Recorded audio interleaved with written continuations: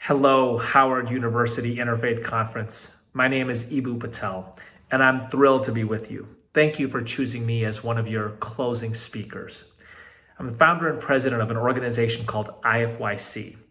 The focus of IFYC is to strengthen interfaith cooperation so that it can engage some of the critical issues of our time, from racial justice to climate change, and to recognize that young people are on the front lines of these issues, the vanguard.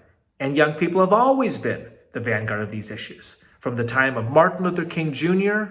in Montgomery, Alabama, when he was barely 26 years old, to even before Mahatma Gandhi in his early 20s opposing the racist pass laws in South Africa. I want to talk to you today about something that is at once age-old and also coming to the fore. And that's the topic of Black interfaith. If you've seen the great film, One Night in Miami, you get a window into Black interfaith. Malcolm X, Sam Cooke, Jim Brown, Muhammad Ali, in a conversation about art, about justice, about politics, about faith, about life. We all know that the most inspiring intersection of religion and other critical social issues, the most inspiring bridging of diverse religious identities in the service of social justice has happened in Black spaces. That film is one example of just how rich that is. And if you've seen Ava DuVernay's brilliant film Selma, you have another example.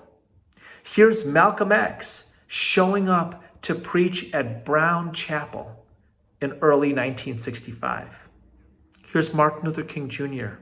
when he feels despondent, calls Mahalia Jackson and says, "I need to hear the voice of the Lord." Here's John Lewis, inspired by King's great hero, a Hindu from India, Mahatma Gandhi, to lead those marches that changed American and world history in Selma.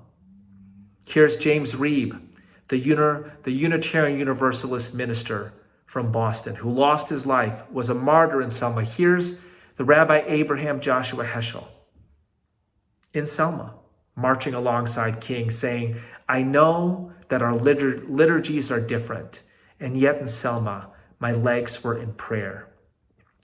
Black interfaith extends to the beginnings of America, by which I mean not 1776, but 1619.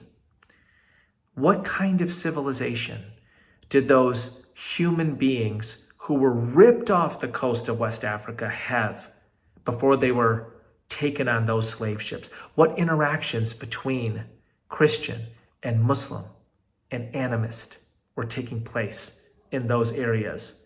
What prayers were being whispered on the transatlantic voyage? What strength was being shared? What spells were being cast? And here in the cotton fields, what songs were being sung? Who first heard the call to prayer in Islam, the adhan, and thought to him or herself, "Those are the makings of the blues"? That's Black interfaith. Black interfaith is a group of people, Muslim and Christian, coming together in 1788 in Savannah, Georgia, and starting First African Baptist Church, which serves as a site of the Underground Railroad, which has holes in the floor because underneath the floor of the church, there's a place where slaves on their way to freedom would be able to hide and be able to breathe. And on the sides of the pews in that church are carvings in Arabic. The strong suggestion that Muslims and Christians built this church together. That is Black interfaith. Recently, my organization, IFYC, convened a group of artists, theologians, historians, curators, songwriters to talk about Black interfaith. What is it that makes the inclusion of different religious practices, the bridging, the intersection, the mixing, so rich, so electric. How has it changed America over and over again? From the time that Louis Armstrong sat at the table of the Karnofskys in New Orleans, heard their Russian Jewish songs, and began to think of new ways of doing music, creating the first true form of American music, jazz. Louis Armstrong wore a Star of David till the day he died to honor the Russian Jewish family who took him in, gave him a job, and bought him his first cornet. And now you are a part of Black Interfaith. What is it in your life, in your experience, in your history that has been an inspiring intersection and bridging of diverse religious identities with other forms of identity, gender, race, sexuality? How have you experienced it? How will you mobilize that into increased justice, into bettering our world? I have to say that very often the story of interfaith work in America is told as a white story. From Roger Williams through Diana Eck. These are important figures.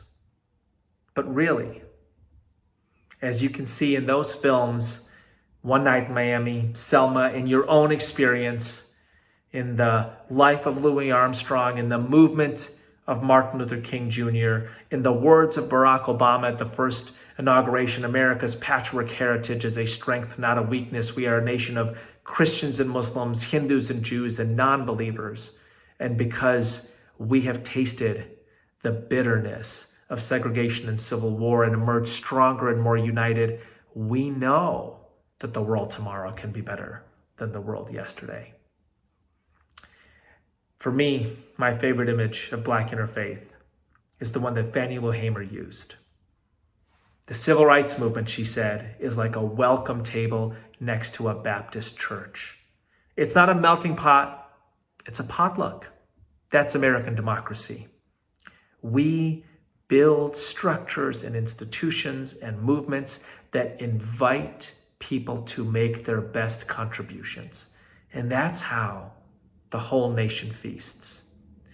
I see all of you as current and future leaders of an interfaith movement that helps America be America again. As the great civil rights hero Vincent Harding would say, I live in a country that does not yet exist. We dream, we imagine, we pray, we work, we collaborate to bring that nation into existence.